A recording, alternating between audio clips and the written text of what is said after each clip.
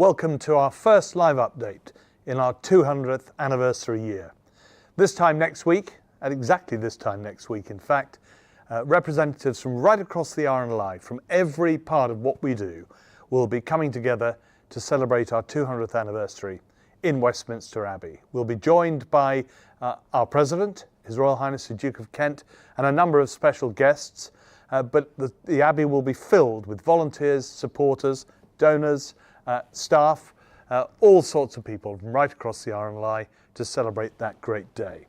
We'll also have present with us the Archbishop of Canterbury, and it was his long ago predecessor back in 1824 who was our first chair at the first board meeting of the RNLI, which took place in the London Tavern in Bishopsgate in the centre of London.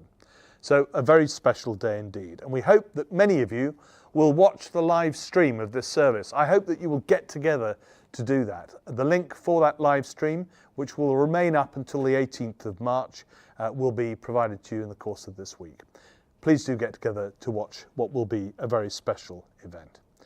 Some more on the 200th in a moment, but first of all, a bit of an update since my last live stream to you. First of all, I'd like to offer my congratulations to all of the people who were awarded honours in the King's New Year's Honours List. We had 7 volunteers and 1 staff member, and also a special congratulations to our chair, Janet Legrand, who was awarded the OBE for services to children from her time as chair of the Children's Society. Briefly returning to 2023, we had a very special event at Windsor Castle, where we saw the Mersey-class lifeboat retiring. She spent a lot of time at Lytham St Anne's. The Mersey-class lifeboat, which was called Her Majesty the Queen, on her way to Chatham Royal Dockyard. And we were visited by the Duchess of Edinburgh, who came to help us send her on her way. Spectacularly, she was underneath a gate in Windsor Castle, which had the name of our first patron on it, George IV, and also the year of our founding. So a lucky break for us. It provided a great backdrop to a great day. Very early on in the year, 7th of January, I attended the first of the big 200th anniversary events, which was the annual Sir William Hillary service at Douglas in the Isle of Man. Sir William Hillary, our founder, was born and died very close to that date, and they celebrate that or commemorate that every year. And I was able to lay a wreath on the tomb of Sir William on behalf of our President, the Duke of Kent. A big announcement earlier on this year was our one very big new event for the 200th anniversary. We've been honoured to be given a Buckingham Palace garden party. That will take place in May, and it will be the people who will go to that will be particularly those who are celebrating long service or excellence in volunteering awards in 2023 and 2024, meritorious service recipients also for those 2 years, and honours recipients for those 2 years as well. Details of the event will be shared on RNLI channels, or in fact they've just been shared at the end of last week, and the invitations to those who are eligible will be going out in March. Watch this space. We're very hopeful that there will be a similar event held by the President of Ireland, and we're waiting to hear confirmation of that shortly. In fundraising, our 2023 Christmas appeal, where we celebrated 200 years of life-saving legends, surpassed its £1.9 million fundraising target, with over 50,000 of our supporters and members of the public donating to save lives at sea. And we've just launched our biggest appeal ever. It's a story of kindness. It's gone out to a huge number of people, and it's with the birthday pack. In fact, it's gone out to more than 1 million people. It contains a souvenir booklet and a letter telling the story of volunteer Steve Harris, who's a DLA, or now launching authority at Newbiggin RNLI. And during a very difficult time in his life, it was a visit to Newbiggin RNLI and meeting the crew that changed his life for the better. It tells that story. In early January, it was also announced that UNESCO would be endorsing our anniversary as one of several anniversaries being celebrated around the world this year. It's the first time an anniversary from the UK and Ireland has been endorsed by UNESCO for some time. And it will allow us to celebrate right across these islands with the help of UNESCO. Key focus of the partnership with UNESCO will be World Drowning Prevention Day on the 25th of July. That's the fourth one. We also launched the latest Shannon, the all-weather lifeboat centre at Poole in early January, and that's the Richard and Caroline Colton II.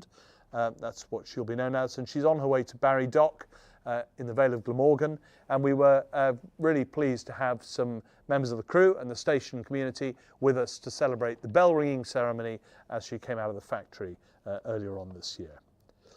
We've recently also marked National Apprenticeship Week, and I mention this because apprentices are a very important part of how we bring people into the RNLI in a number of different disciplines. So not just in manufacturing or in our engineering work, but actually in the legal team, in fundraising and marketing, etc.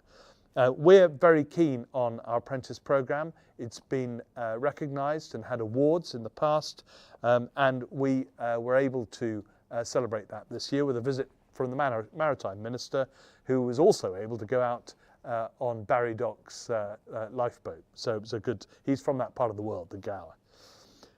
So if you're looking for, or if you know people who would like to be considered for an apprenticeship at the RNLI, please look at the RNLI jobs website. Those vacancies are always live, and there's a closing date for this year's programme of the 3rd of March, so they'll need to get a wiggle on. And just to follow that up, I mean, word of mouth is one of our strongest recruiting methods at the RNLI.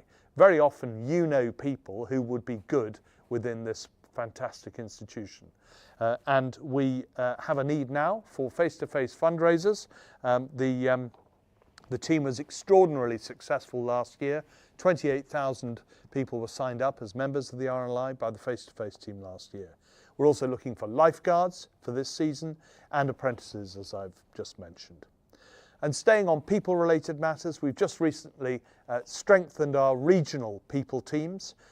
The aim is to take our people advice and have real people skill within each of our 6 regions, which will help both staff and volunteers in those regions. I'm delighted that that's the latest part of our regionalisation programme, which we'll stop calling that, I think, from now.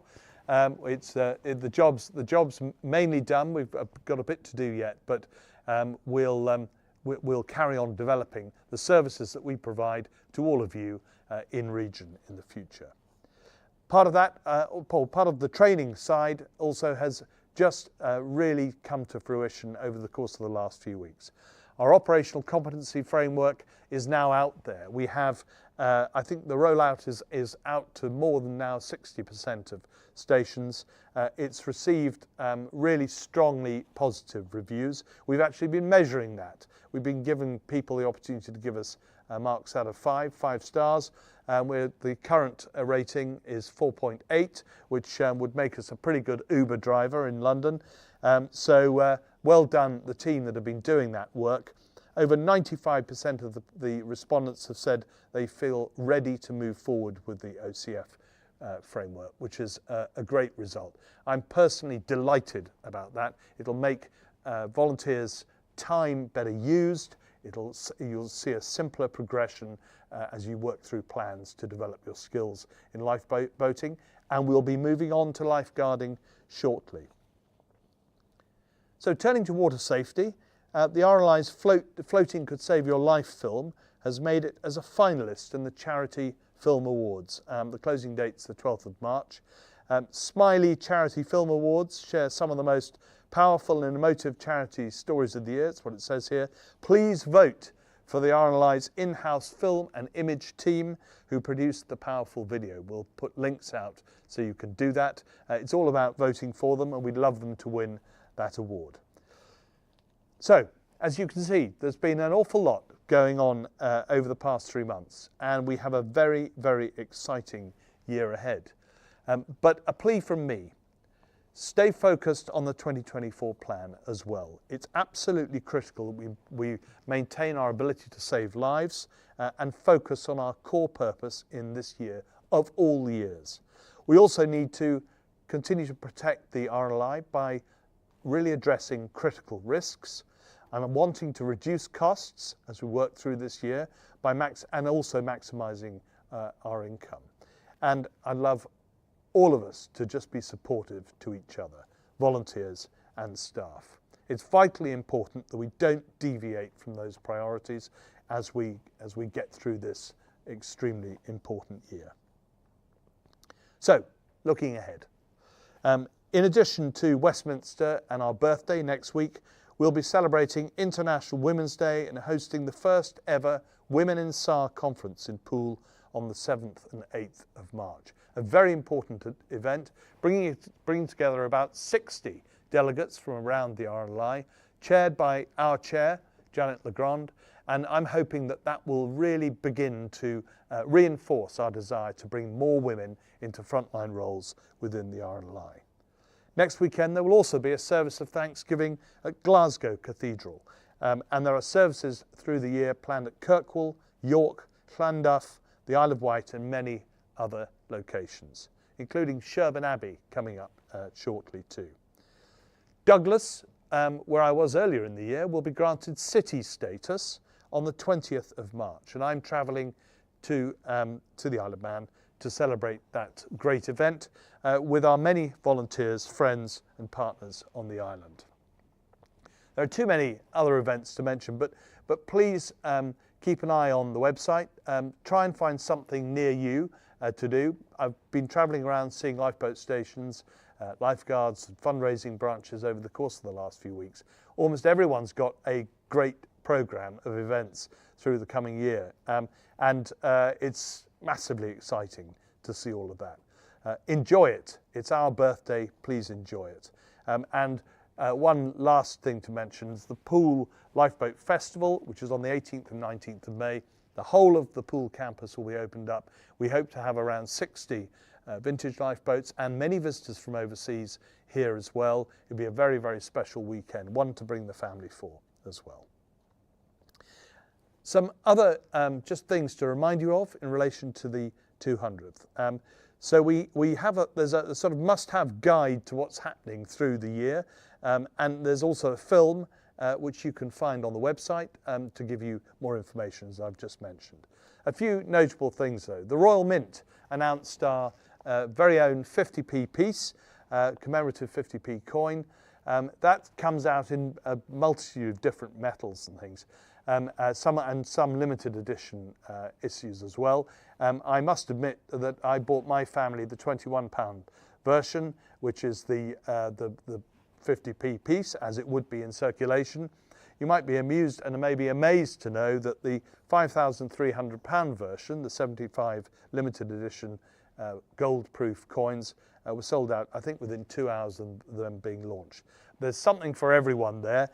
My family are getting the £21 version. So it's a very special piece. 2 official books have been printed and released. Firstly, To Save Everyone, which is available through us and also, I think, on the major book-selling sites. It's a lovely book filled with great stories and pictures written by our team internally, and also the official history, the 200th history book written by Helen Doe. It's a wonderful read. It's a cover-to-cover read. It's a story about our history and the way the RNLI has developed through the years. That's available now, I think, through book-selling websites, not yet through the RNLI. But please do go. Please do get one of those to have a good read. So we also have the main 200th retail range. Now behind me, you can see some of this. You may have seen some of it in the shops. You will have seen all of it online. Right behind my right shoulder here are examples of the 200th special edition range, and you can get to that through the online shop. There's some beautiful stuff. It's been wonderfully designed, and it's been extraordinarily successful already. The range that's gone to the shops already and is online, available online. We've sold about £500,000 worth of products to date, which is an incredible rate of selling. So, and all of that money, or all but the cost, goes, of course, to help the RNLI. So, good news. Some of you will have, or hopefully many of you will have received your RNLI 200 pin badge. Just to say a little bit about that, because it's more than just a badge. It's coming to all RNLI sites, stations, branches, lifeguard units, etc. Please, if you see one, take one and pass them on to other members of your One crew. They are funded by the donations of the 200 Club, the team of people who've come together to help pay for our 200th anniversary. On the badge itself is attached to a backing card which pictures the RNLI memorial sculpture by Sam Holland, and on the back of the card is the One Crew pledge as well. So it's a meaningful gift. It's for everyone to show that they were part of the RNLI in the 200th year. And also arriving are special flags. I do like a flag. There we are. We'll put it up the right way. RNLI 200. And that will be sent to every lifeboat station shortly, and it will be also sent to every lifeguard unit to fly on the beaches in season. So you'll see that flag with the RNLI flag everywhere within the RNLI this year. If stations could fly it at some point in the week beginning the 4th of March, that would be great. I recognise that not every station will be open or people available on the Monday, but if you could fly it at some point in that week, I'd be grateful for that. Thank you. We're expecting widespread media and newspaper coverage on our birthday, and we've set up, we're set to feature live on BBC Breakfast, Good Morning Britain, Sky News, and on Radio 4 live on the morning of our birthday. I'm going to be busy. We're now going to hear a little bit more about our special linking event, connecting our communities, and meet the recently recruited driver, Chris, who you'll all be seeing a lot more of in the coming weeks and months. This is an interview I did with Chris earlier on this morning when the sun wasn't shining and I was wearing a tie. We've heard a few times over the last few months about our Connecting Communities event, which is a relay right around all of our coast to as many of our lifeboat stations, lifeguard units and fundraising branches as we can get to. And I'm now sat in front of our Connecting Communities van, which must make you, Chris, the driver of our van. Is that right? Absolutely, it is. I'm thrilled to say that Colony behind me will be my office for the next few months. Well done. And remind us, where did this whole concept come from? Yeah, so about 5 years ago, hundreds of volunteers wrote into our Associate Director, Angie Rook, and they said, we know what's coming, our anniversary's building up, and we'd love to see an event that links us together and links our RNLI communities together. Great. And what does the event look like today? What do you think you're going to be doing? So at the moment, we've got over 250 communities signed up for us to do stop-offs and visit these communities and link them together. And all of this has been done by the support of Ford. And behind us, you can see Connie, a fully electric e-transit van, which will be supporting us while we're on the road. And apart from your daily packed lunch, what else is travelling in the van? So in the van, we've got a beautifully handcrafted scroll made in our ILC on the Isle of Wight, so in-house by RNLI people and by our in-house apprenticeship team. So future generations of the RNLI are making this piece that's going to be engraved in our history. The scroll made on a specially designed paper. I feel like you can appreciate that we're not going to use any standard A4 piece of paper. We want this to last for the next 150 years, 200 years. We want this to last to our 400th. When we're coming around to all our communities, there will be a bit of training around the use of the scroll, so I'll be supporting our communities by showing them how to write on the different paper and just how the different texture might affect your writing. It's not a big leap, but we want this paper to last, so we've used a different piece of paper on it. As well as the spindle, it's been handcrafted by the team again in the ILC. Beautiful spindle ends, and they've been used from a mast from the Isle of Man from the 19th century. So really history is ingrained in this scroll piece, which is travelling around our communities. Fantastic. And if the van's coming to my community, what should I expect to happen on the day? So you can expect Connie and all our branding coming up. This lovely mug will be coming up in front of you, but also in the van we've got a beautiful colourful gazebo coming around. We've got banners with branding, and we've got massive and heavily branded deck chairs as well. So I wouldn't worry about being worried about people missing it. You're definitely going to know we're in your community. That's great. Sounds like a lot of fun. And tell us a bit about yourself, Chris. Well, why did you go for this job? From a young age, RNLI has been ingrained in me, and I was always scared if I was ever leaving my local harbour that the orange boat wouldn't be there. So as soon as I could, I joined my local face-to-face fundraising team in Portrush, which led me to become a Portrush fundraising volunteer at the same time. And then I was lucky to become onto the 200th team who are supporting the anniversary, and I covered Ireland and Scotland and England.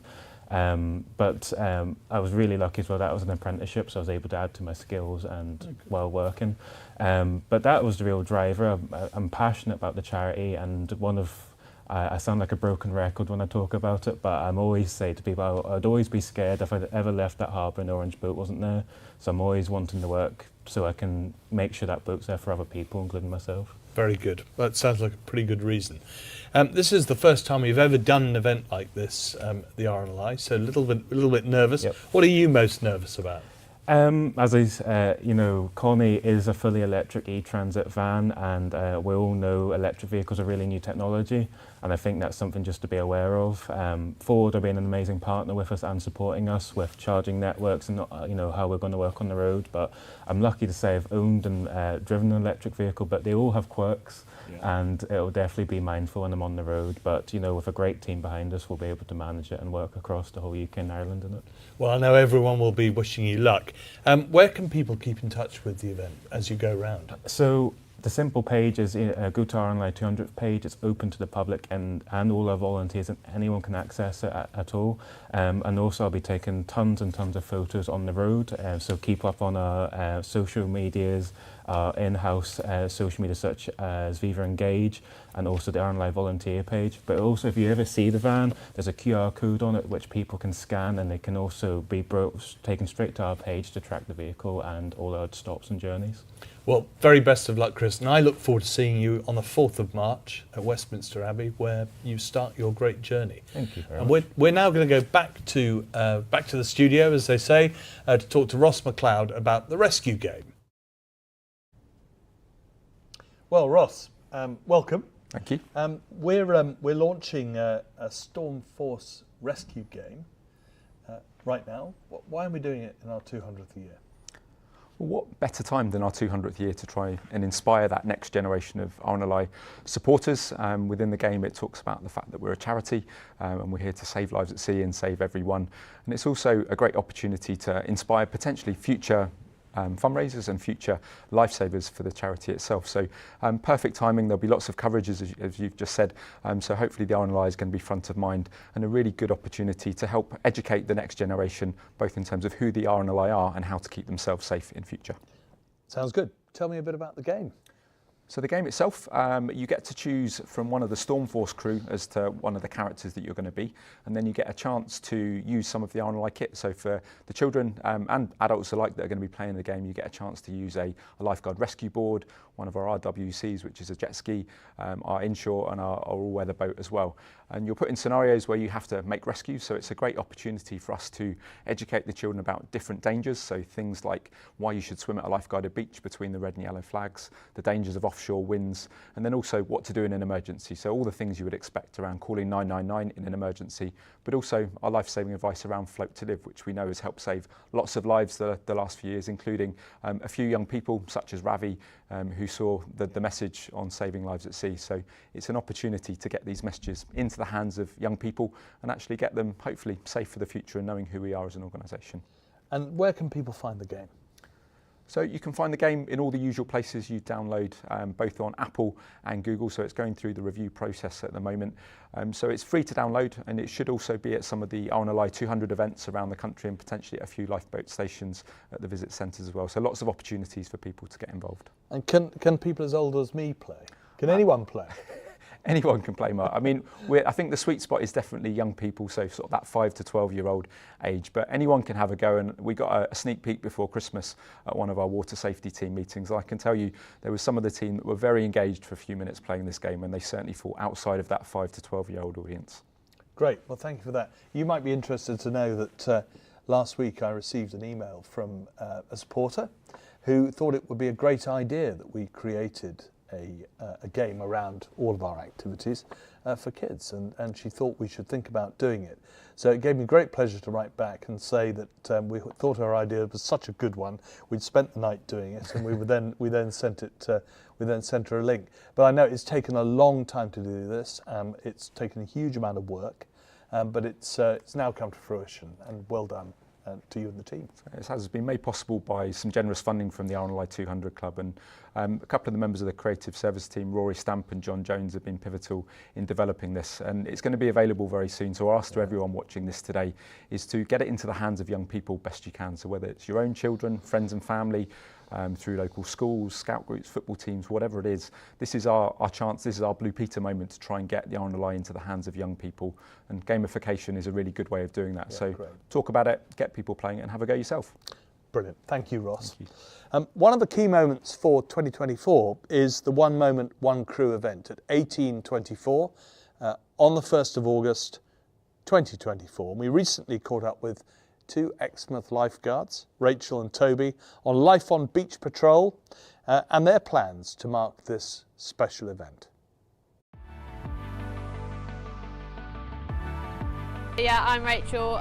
This is going to be my 4th season working as a lifeguard, my 1st season as a senior lifeguard, and outside of that I'm actually a medical student, so I kind of just work in the summers and go to uni for the rest of the year. So my name's Toby. I have been surf lifeguarding now for certainly 25 years. My day job is a firefighter. And the great thing about lifeguarding, you get new faces each year and also a lot of familiar faces, so you really kind of build that camaraderie as a team. Fingers crossed the sun's shining, and the water's warm and clear. If you're lucky there might be a wave. Well, there's loads of things I love about lifeguarding, but for me I'm inside quite a lot of the year at uni, but actually being outside in summer every day, it's good for your mental health, it's good for your physical health, it's super active, and as I say, we're a fantastic team, so I enjoy spending time with people during the day job, but also then we actually do spend quite a lot of time together doing activities outside of work as well. One Moment, One Crew is on the 1st of August at 6:24. It's a time for everyone who is a part of our life-saving story in 2024 to come together. Whether you're in the southwest of England like us, over in Wicklow, Bridlington, or all the way up in Shetland, and everywhere in between, we want to invite you to get together as one crew to mark our 200-year anniversary.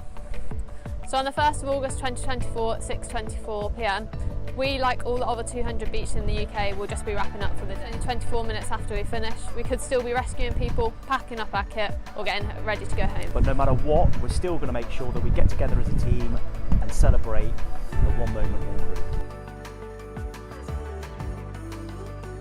We can't wait to see how you'll get creative with the photos you take, whether you're fundraisers, engineers, or lifeboat volunteers. Keep your eyes peeled for any updates on One Moment, One Crew. Here now with Dan Holland. Welcome, Dan. Thank you, Mark. Who's the producer of our 200 Voices podcast series, which is nearing the end of its run, in fact. Dan, you first became involved with the RNLI very early on. In fact, in your own podcast, it tells the story, but not everyone will have heard it. So perhaps you could just give us a bit of a record of your history with the RNLI. Absolutely. And Mark, thank you very much for inviting me to join you today. I fell in love with the RNLI when I was 7 years old.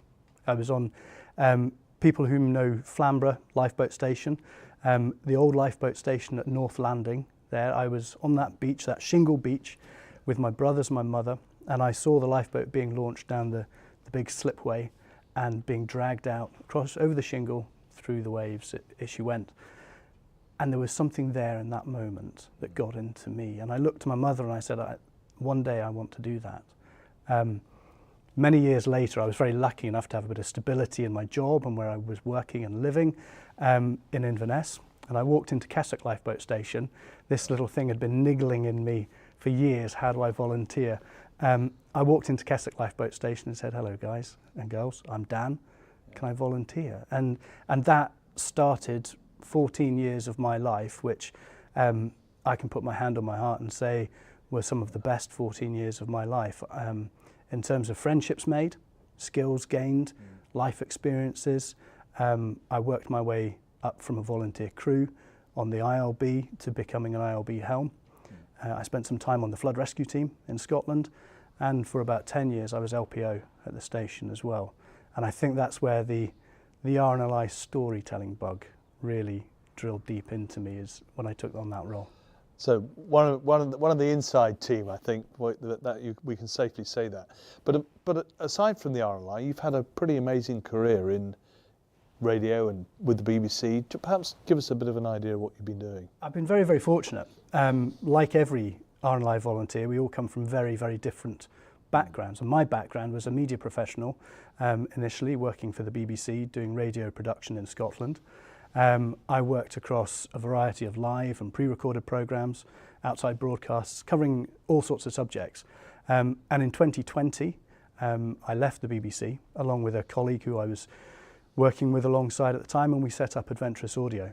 And then that opened up other avenues and doors as we started going in, became an independent audio production company in the big bad world away from the BBC, which was an amazing grounding to leap off into the freelance world.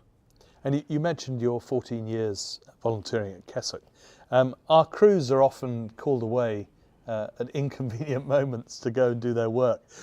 What's the most extraordinary moment your pager sounded in that time?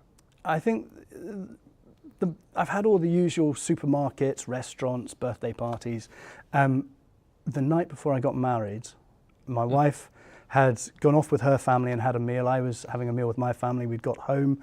I decided I wasn't going to drink the night before my wedding. And at about midnight, the pager went off. And I had family there, and my best man, who's a retained firefighter. So when my pager went off and I got up and legged it out the door, I left him to explain to my family and everyone else what had happened. At 3:30 in the morning, after the shout concluded, the sun was coming up in the middle of June in the north of Scotland. We're blessed with long daylight. And we were sitting on the lifeboat, and somebody looked at me and said, "What are you doing here?" It was at that moment that we realised that in about 10 or 12 hours' time, I should have been walking down the aisle. And but for me, like I said, I think in my episode of 200 Voices, when the pager goes off, volunteers around the whole UK and Ireland, they leave everything ashore and they go to do what the RNLI does. And I'm no different to anybody else. And is there a particular rescue that you recall as being important to you at Keswick? There's many. And I think probably like a lot of people, sadly, sometimes it's the unsuccessful ones which really stick in your mind. There are some, of course, the successful ones are great and you can celebrate them. But sometimes the unsuccessful ones touch you more, I think. They do me anyway. And I recall one shout where a vulnerable young man had ended up in the water. It was Christmas time, and we searched for several days for him in the water. And it was a very, very cold week between Christmas and Hogmanay. I think it was about -4, -5 air temperature. And we spent hours out searching. Unfortunately, we didn't find him. Several weeks down the line, when he was found and his body was able to be returned to his family, his mother and father came to the lifeboat station. And I can see them right now, sitting in the crew room at Keswick, with us sitting around the table with a cup of tea, a box of Quality Street on the table, and they wanting to come and say thank you for what we did as a crew. We felt we'd been unsuccessful. We felt we hadn't failed, but their humility to come and say thank you to us was so, so touching. But then there are others. There are good times. I recall one where there was a family sailing into Inverness. They'd come up from Aberdeen and round Rattray Head, and the yacht had broken down. I can't remember the exact details of that. The two children on board were very, very seasick. And the best thing we could have done was take mother and the two children off the boat and put them ashore into the hands of the Coast Guard. But to split a family up when they're in difficulty and the children are upset and frightened and sick was quite hard. But having put the family safely ashore, the Coast Guard took them to Inverness Marina while we escorted the yacht safely back into the marina. But to be there as that family were reunited, as Dad got down on his knees and gave his kids a hug, that's very, very special to be part of that. That first emotion you mentioned about when you haven't brought someone back, that really was the driving force behind the vision to save everyone that we live for. And many, many crew have said the same thing. It's been a very strong, it was a strong driver for that change. Coming back to the 200 voices, I have to admit I'm at 189 now. Okay. I haven't listened to everyone, and we had the 193rd today. It's Di Chant, former coxswain at St David's. Did you when you started thinking about how you were going to do this, 200 interviews, incredible thing. Did you have concerns about finding 200 individuals who would create the full series? The very simple answer is no, because that was the RNLI's problem. The very honest answer is no, because, you know, look at the RNLI, look at the RNLI people, look at the people who love the RNLI and hold it into their heart in a special place. Around the whole of the UK and Ireland, there was never going to be a difficulty to find 200 people who could talk about how the RNLI has changed or affected or bettered their life. And I think it is such a remarkable collection of stories of people that shine what the RNLI is about and what it does and the impact it has. I think you should be incredibly proud of it as an organisation and your people. Well, I think it's a work of art, actually. I've loved listening to it. It's accompanied me on my journeys around seeing lifeboat stations and lifeguard units, and I've loved it. So thank you from me. I'm going to put you on the spot now, because you're going to have to pick a few favourites from 200 voices. It's very, very difficult. So here we go. Which individual from the series, either the narrator or someone a storyteller, would you most like to meet in person, and why? When I first started thinking about this, there was one name that came out to me that really kind of struck me. And then the more I thought about it, actually there were two. So I'll stick with my first one, and then if you will allow me a second. The first one is Mary Taylor, Lifeboat Mary, as she is known. And Mary's 200 Voices episode is just enthralling. It's quite short compared to some of the others, but she describes what every volunteer around the RNLI will be able to relate to. And that's walking into a boathouse and the smell of the boathouse. The perfume. The perfume of the lifeboat, which I must say at Keswick it was usually WD-40. But the perfume of the lifeboat, and she talks so beautifully about how she changes when she is next to the lifeboat, how she feels at one with the lifeboat. And I'm sure there are volunteers everywhere who can relate to that as well. And I think Mary must have been a lovely, lovely lady. Forgive me, I don't know if she is still alive or not, but if she is, I would love to just listen to her stories. I think I could sit down and listen for a long time with those.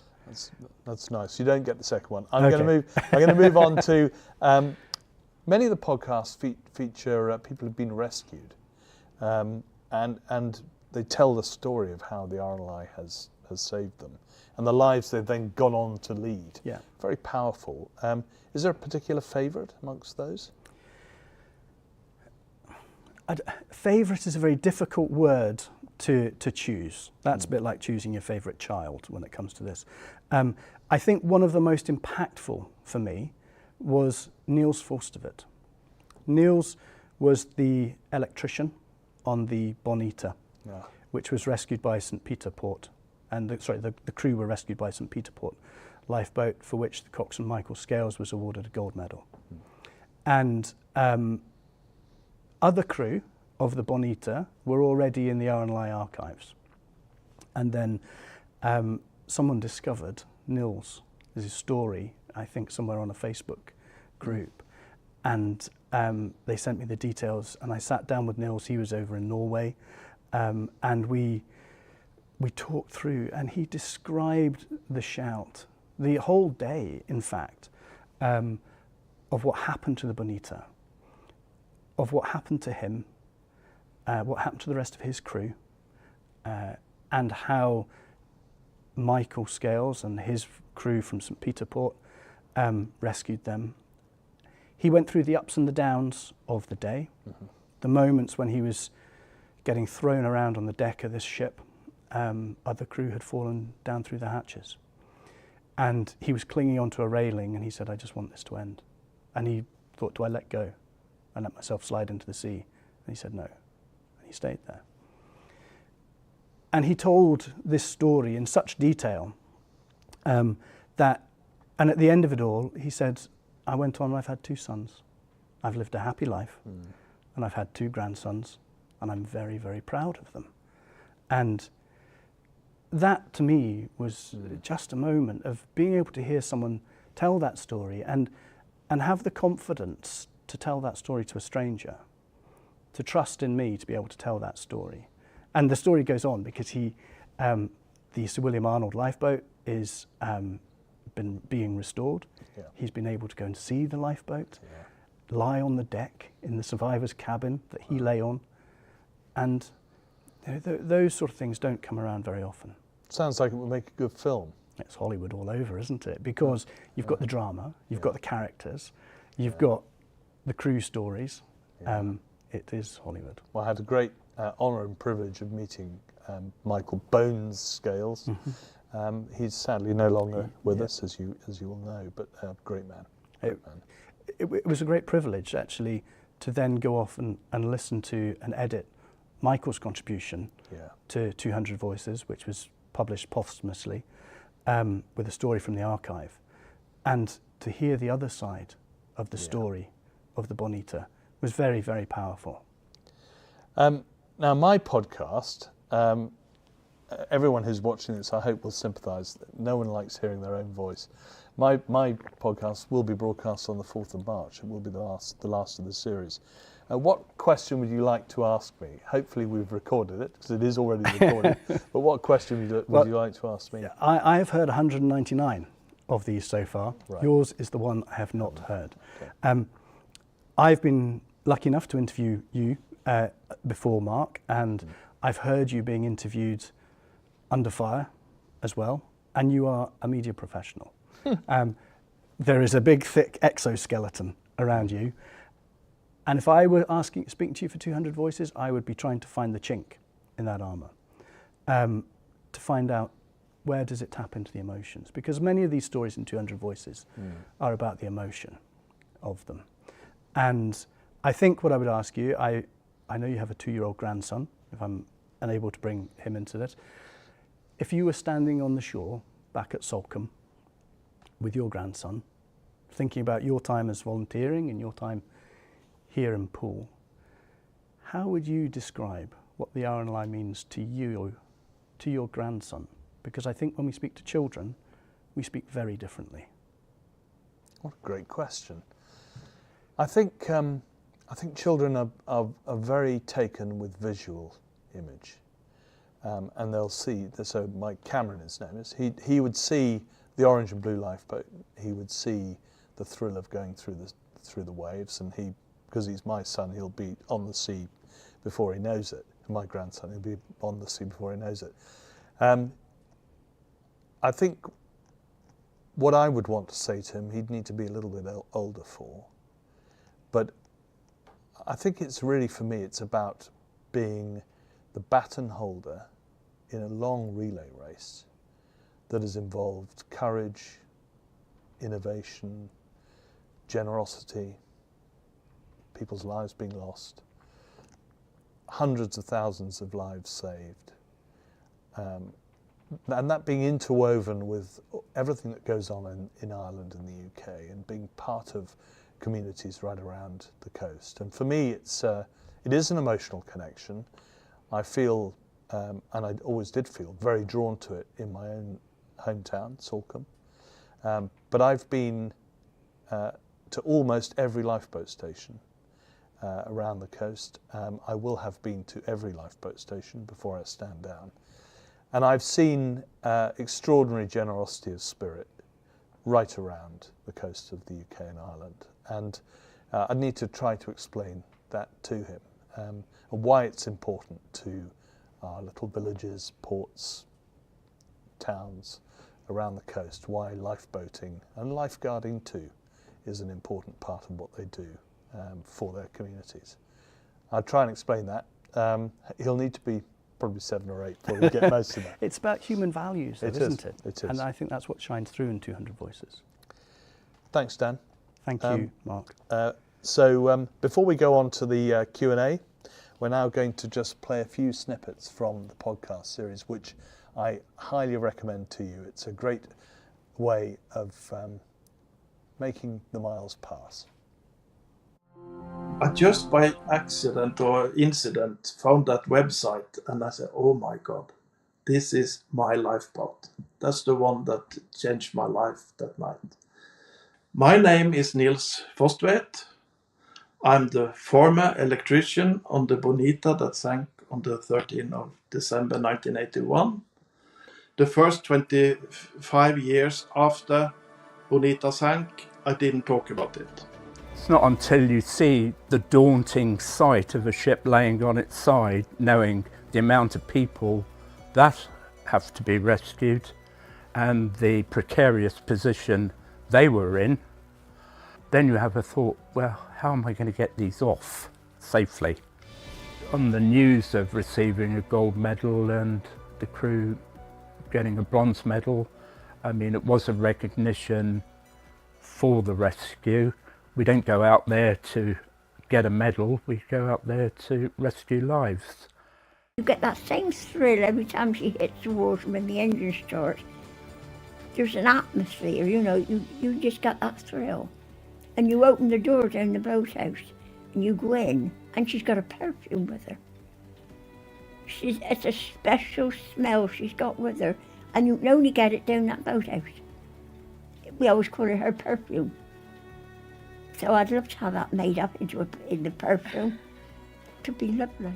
And of course there are some very poignant moments too. One of the crew members that we spoke to said that, that there's a moment after you've been out on a shout when, you may have been heading out into the darkness, into the unknown, and you make the rescue perhaps, and then the boat turns around and you head for home.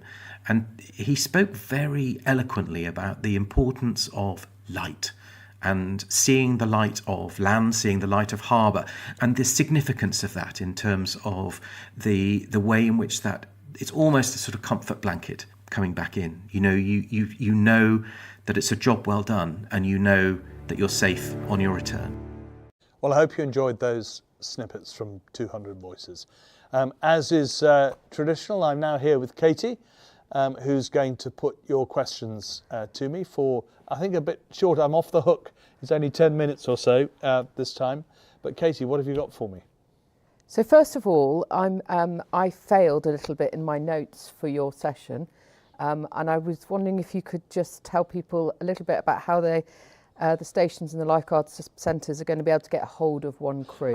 The book. Yes. Yes, so the book, written by Helen Doe, every station and every lifeguard unit will be being sent a copy, courtesy of our former chairman, Charles Hunter Pease, who very kindly paid for the book to be produced in the first place and is sending a copy to every station and lifeguard unit. It's extraordinarily generous of him. Thank you, Charles, if you're watching. And I hope, as I said earlier on, you all enjoy the book. So, mission done? Mission done, yes. Good. So I'm hoping that those will be dispatched at the end of this week, so they should be there shortly. So can you tell us a bit about the impact the 200th anniversary celebrations are having on us so far?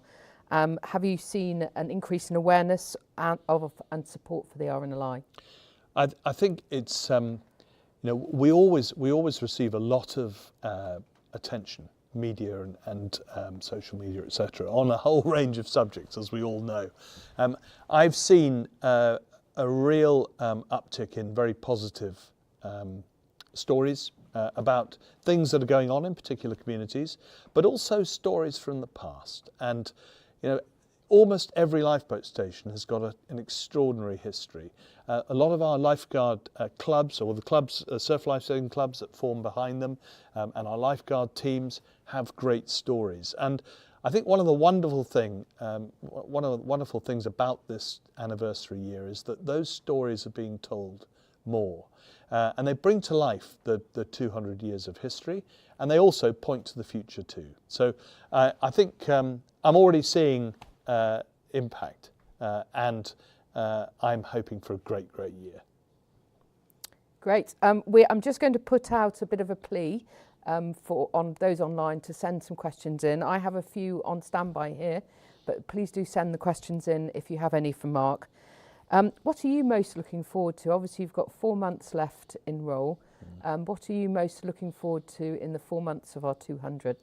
Well, the big events will be very special, a little bit nerve-wracking, honestly, but very special, and particularly seeing, next Monday, seeing representatives from right across the RNLI at Westminster. That's going to be a fabulous experience for me. But I'm also, I'm lucky that I'm going to be doing a little bit more travelling in my final few months. I've got a trip to Ireland, one to Scotland, and my last lifeboat station visit will be to St Mary's in the Isles of Scilly, and by that time I will have visited every lifeboat station in my time. And for me, that's been a big highlight, actually, getting out and seeing everyone. I've also managed to stop at all the lifeguard support units along the way. I've visited almost all of the beaches, and seen countless wonderful fundraising teams too, and shop volunteers as well. I'm looking forward to finishing that. Great. So I'm going to put you on the spot a little bit here. Andy Cummins from the media team has, you've answered part of his question about what you're looking forward to, but he's based in Cornwall and he's asked, what's the best celebration event happening in his region? Oh, thank you for that. I've got to pick one, have I? Well, South West region is going to be very busy, Cornwall and Devon, and heading into bits of Dorset too. Let's not forget that, and bits of Somerset too. So it's not all about Cornwall, I'm afraid, but it's a big region. It's going to be a very busy year for us. I think the one I'm going to pick is one close to my heart. Which is just coming to fruition. It's something called the Fields of Light, and it's going to be 20,000 stalks of light that change colour set out across 3 fields opposite my hometown, Salcombe. It's going to be there for 3 months at the end of the year. It needs to be done when there's more darkness. It's being done by and paid for by a public artist called Bruce Munro, and it will bring thousands of people to Salcombe to learn about what the RNLI are doing. I'm hoping that it will raise something like £500,000 for the RNLI as well. So there we are. If I'm allowed to have a personal favourite, it's one I will be part of. I'll be able to take part in. But that's just one, and there are, every community in the Southwest will be doing something special in this year. Great, and obviously just turning back to Cornwall briefly, your grand finale will be, as you've mentioned, your final station will be at St Mary's in the Isles of Scilly. I think by memory it's about the 28th of May. So you will be ending your journey in Cornwall, which I'm sure Andy will be very happy about. Yeah, well, I will be. And I love the Isles of Scilly. I've been several times before. Quite often end up staying longer than you were perhaps intending sometimes because of the fog. But I'm really looking forward to seeing the St Mary's team. And I suppose there's something in being last and something in being first, but it'll be a special visit. Great. So Terry Lee, who's an engineer based in Ringwood, what is the biggest change you would like to see in the next 200 years for the RNLI? Wow, I think the most important thing for this organisation, and the reason we're still here after 200 years, is that we've evolved. Sometimes quite quickly. We've changed ourselves over and over again, but maintained that singular purpose. So if I'm allowed quickly to say what I'd like not to change, I'd like saving lives at sea to remain our purpose, and I'd like volunteering to be absolutely at the heart of the RNLI forever. That should never change. But we're going to have to evolve the way we do things over time. We've got to take into account new technology, new risks, climate change, all the sorts of things that will affect us in the future. And we're going to have to evolve quickly. The RNLI has been good at that. A lot of people often say to me, "Oh, why is there always change? Why can't we just have a year that we say that was good last year, we're going to do the same this year?" Well, the reason we're still here after 200 years is I don't think we've ever done that. We're always looking to find a better way to do the way we do our work. Great. So, we're almost coming to the end, so I'm going to ask you another slightly on-the-spot question. With 1 week until our 200th anniversary, so this time next week, as you said, we'll be just finishing the service at Westminster. Do you have a message for everyone tuning in today and everyone else who's helping the RNLI save lives at sea in 2024? No, it's what I'll say in my podcast on the day. It's a very big thank you to everyone, all the volunteers, all the staff, all the supporters, all the donors too, who help us do our work. It's just a big thank you. It's an extraordinary thing for an institution to reach 200 years of service with exactly the same purpose that it started with. It's an extraordinary thing. And it's down to all of those people I've mentioned that we've got there. There's been huge courage along the way, a lot of hard work and commitment, time and effort, and love and emotion that's got us there. So it's just a big thank you to everyone. Great. I'm going to let you off the hook. I think you've got a few closing comments. I have. Thank you, Katie. So just a few last comments before we go. You will probably have seen that the RNLI Board of Trustees has appointed Peter Sparks, who's currently the Chief Executive of the UK Hydrography Office, as the new Chief Executive of the RNLI, and Peter will take over the reins from me on the 26th of June, following a handover over a few weeks. There's still lots that I want to get done before I go on the 26th of June, and that includes seeing many of you at Westminster on the 4th of March. And I do hope that those of you who are not able to be with us in person on the day will join by watching the live stream. And please do get together, as I said earlier on, to do that. And really enjoy all the events that are planned. There are some wonderfully creative events that have been planned around the regions. Enjoy them. This year will be gone in a flash. It seems like a million years ago that we sat down for our first planning meeting for 2024. That was in 2019, my first week. The intervening period's been gone in a flash, so the next few months will be gone in a flash. So please do enjoy it. As I said earlier on, I've got a couple of trips planned, Scotland and Ireland. I'm at Newbiggin as well, and then finishing up at St Mary's in the Isles of Scilly in late May. And just before I go, a couple of impressive stats that will be published as normal in April ahead of the May Day campaign. So this is RNLI lifeboats between 1824 and December 2023, launches 380,328, lives saved 144,452. All lifeguarded beaches between 2001, when the service was established, and 2023, incidents 303,000, lives saved 2,000, people aided 406,076. Total lives saved by the RNLI since 1824, 452.